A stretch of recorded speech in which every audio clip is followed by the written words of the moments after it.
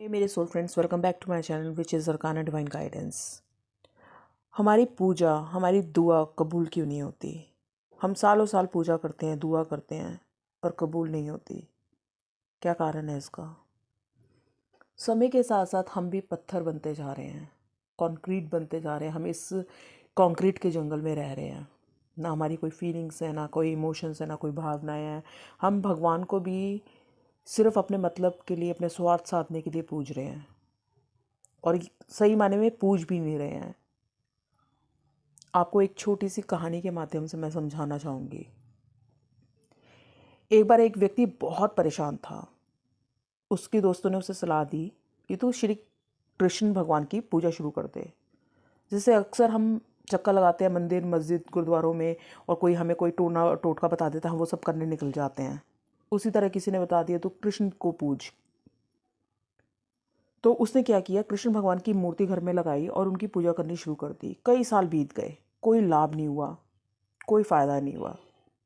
एक दूसरे मित्र ने उसको टकरा गया, और दूसरे मित्र ने कह दिया कि अब तू काली माँ को पूजना शुरू कर दे, वो तुम्हारे दुख ज़रूर हर लेगी, क्योंकि वो तो माँ है। माँ तो अपने बच्चे के दुख हर ही लेती है। अगले ही दिन से वो काली माता की एक मूर्ति उठा के घर ले आया। कृष्ण भगवान की मूर्ति मंदिर के बिल्कुल ऊपर बने एक टाट पर रख दी उसने, और जो काली माँ की मूर्ति है वो बिल्कुल नीचे रख के उसने पूजा शुरू कर दी। फिर उसके दिमाग में ख्याल आया कि जो अगरबत्ती या धूप बत्ती काली काली जी को करूँगा, उनको जलाऊंगा, उसे तो श्री कृष्ण जी भी सूंघ लेंगे।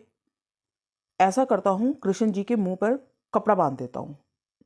जैसे ही उसने ऊपर चढ़ के श्री कृष्ण जी के मुंह पर कपड़ा बांधने गया, कृष्ण भगवान ने उनके हाथ पकड़ लिए। वो हैरान रह गया और उसने भगवान से पूछा, क्यों भगवान, इतने वर्षों से मैं पूजा पाठ कर रहा हूँ, धूप बत्ती जला रहा हूँ, इतना आपका नाम जाप कर रहा हूँ, तब तो आप कभी नहीं आए, और आज कैसे आ गए? आज तो मैंने आपको ध्यान भी नहीं किया, आज तो मैं काली को पूछने चला था। तो भगवान श्री कृष्ण जी समझाते हुए कहते हैं, आज तक तू एक मूर्ति समझकर मेरी पूजा करता था, किंतु आज तुझे एहसास हुआ कि कृष्ण सांस ले रहा है, बस मैं आ गया। कितनी छोटी सी बात है, पर भगवान भी भक्ति का भाव देखते हैं हर इंसान के अंदर। मैं जब काउंसलिंग लेती हूँ, या जब मैं किसी को कुछ चीज़ बताती हूँ, जब मैं किसी को, कोई मेरे पास प्रेडिक्शन के लिए आता है, मैंने तब भी देखा है, वो बस चाहते हैं हमारा काम हो जाए, वो खुद को नहीं बदलना चाहते, उनमें इंसानियत का भाव भी नहीं होते कई बार, और वो जो भी काम करते हैं सिर्फ करने के लिए कर रहे हैं, उसकी फीलिंग नहीं है। मैनिफेस्टेशन भी तभी काम नहीं करती क्योंकि उसके पीछे तुम्हारी फीलिंग नहीं है। मैं यहाँ पे रोज़ लोगों को गुजरते हुए देखती हूँ, मंदिर गुरुद्वारे सब जाते हैं, रेगुलर जाते हैं, और मंदिर गुरुद्वारे से बाहर निकलते ही बदतमीजियाँ शुरू कर देते हैं, गाली गलौज शुरू कर देते हैं, किसी के लिए ममता प्यार नहीं है।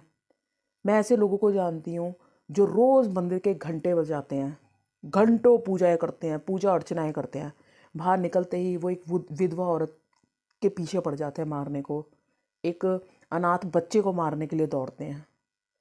क्या उनको लगता है कि उनका बच्चा सुखी रहेगा, या उनके घर में संपत्ति आएगी, लक्ष्मी आएगी? अगर उनको ऐसा लगता है ऐसा करने से आएंगी, तो आप लाखों मंदिर मस्जिद बनवा लीजिए, लाखों घंटे बजा लीजिए, धूप बत्तियाँ करा लीजिए, मैं आपको लिख के दे सकती हूँ, आपकी आने वाली 7 पुश्तें ख़त्म हो जाएंगी, पर आप वो चीज़ नहीं कर पाएंगे। तो अपना कर्म सुधारिए, और अगर भक्ति कर रहे हैं तो भक्ति तब सुनी जाएगी जब आप में इंसानियत होगी। तो अपनी सोच और समझ बदलिए। ये छोटी सी कहानी के माध्यम से मैं बस इतना बता रही हूँ कि वो पत्थर की बनी हुई प्रतिमा जो है वो पत्थर ही है। जब तक आपके दिल में उसके लिए इज्जत, सम्मान, भावना नहीं है, क्योंकि भगवान तो कण कण में है, कहाँ नहीं है? वो क्या उसी मूर्ति में विराजमान है? बिल्कुल भी नहीं। वो तो उस मूर्ति से भी निकल के चले जाएगा। क्यों चले जाएगा? क्योंकि आपके कर्म ऐसे हैं।